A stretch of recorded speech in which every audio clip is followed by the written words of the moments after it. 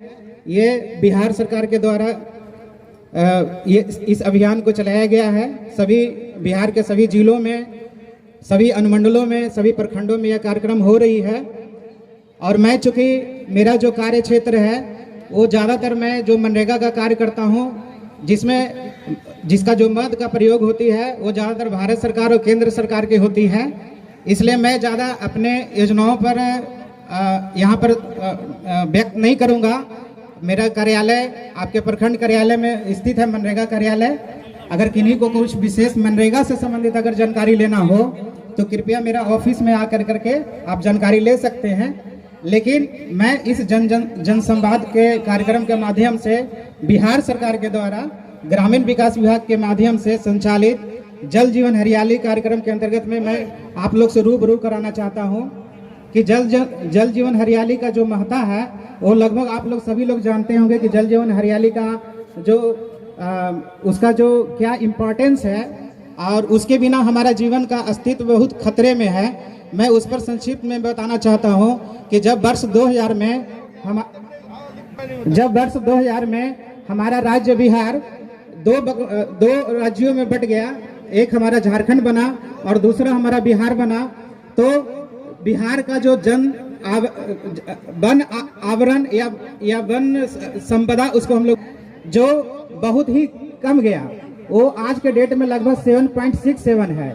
तो वर्ष 2019 में हमारे माननीय मुख्यमंत्री जी 9 अगस्त 2019 को ये काफ़ी चिंता का विषय हुआ कि हमारे राज्य में वन संपदा की स्थिति जो है बहुत काफ़ी दयनीय है। और किसी भी जीवन को अगर अच्छा से हम अपने जीवन यापन करना चाहते हैं तो उसके लिए हमको प्रचुर मात्रा में ऑक्सीजन की जरूरत है। वन संपदा हमारा अच्छा रहेगा तो समय के अनुसार हमारी वर्षा होगी, हमारा जलवायु अच्छा रहेगा। तो इसीलिए जल जीवन हरियाली बहुत हमारे लिए इम्पोर्टेंस है। सरकार एक बहुत बड़ी अभियान के तहत सरकार के द्वारा ये जल जीवन हरियाली जो न सिर्फ ग्रामीण विकास विभाग इसको क्रियान्वयन कर रही है, बल्कि बिहार सरकार के द्वारा 10 विभागों के द्वारा जल जीवन हरियाली अभियान को चलाया जा रहा है। मैं अपने विभाग से जो जल जीवन हरियाली के माध्यम से जो मैं कार्य प्रखंड दिघल बैंक में जो करवा रहा हूं, मैं उस पर संक्षिप्त में आप लोगों को बताना चाहता हूं। आप लोग ध्यान से सुनेंगे। मैं जल जीवन हरियाली के माध्यम से 4 कंपोनेंट्स यानी 4 अव्यय पर मैं अपने कार्य को क्रियान्वयन करा रहा हूं, जिसमें सबसे पहले जो मेरा जो पहला अव्यय है वो है सार्वजनिक तालाब।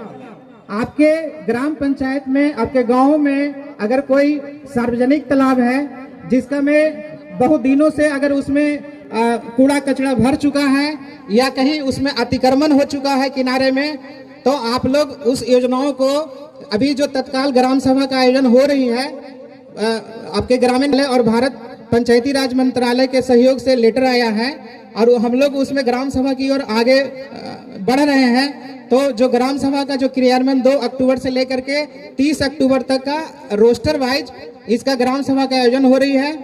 हम उम्मीद करते हैं कि आप लोग अपने ग्राम सभा में जाकर ज़्यादा से ज़्यादा भागीदारी लें और अपने जो ग्राम सभा होगी उसमें अपने ग्राम सभा और जो ग्राम सभा का जो उद्देश्य होता है उसको पूरा करें।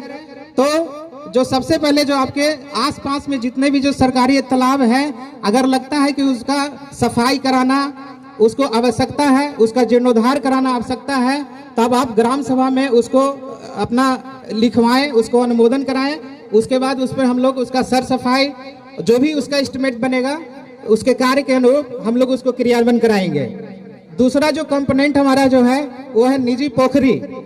ये जल जीवन हरियाली का अभियान के अंतर्गत ये बहुत अच्छा इम्पोर्टेंट है और ये आम जनों के लिए बहुत लाभप्रद योजना है। निजी पोखरी, हम लोग निजी पोखरी का जो क्रियान्वयन कराते हैं, वो कोई भी व्यक्ति जो इच्छुक है मछली पालन करने का, उनका अगर सपना है तो वो अपना निजी जमीन में निजी पोखरी का क्रियान्वयन करा करके अपना रोजी रोटी को खड़ा कर सकते हैं।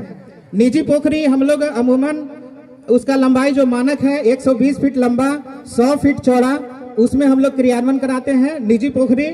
और उसमें आप अपना मछली पालन के लिए फिर हम लोग उसको रिकमेंड करेंगे मत्स्य विभाग को, तो मत्स्य विभाग आपको आगे का भी उसमें सहयोग प्रदान करेंगे और आपका एक रोजी रोटी का वहाँ जुगाड़ बन सकता है।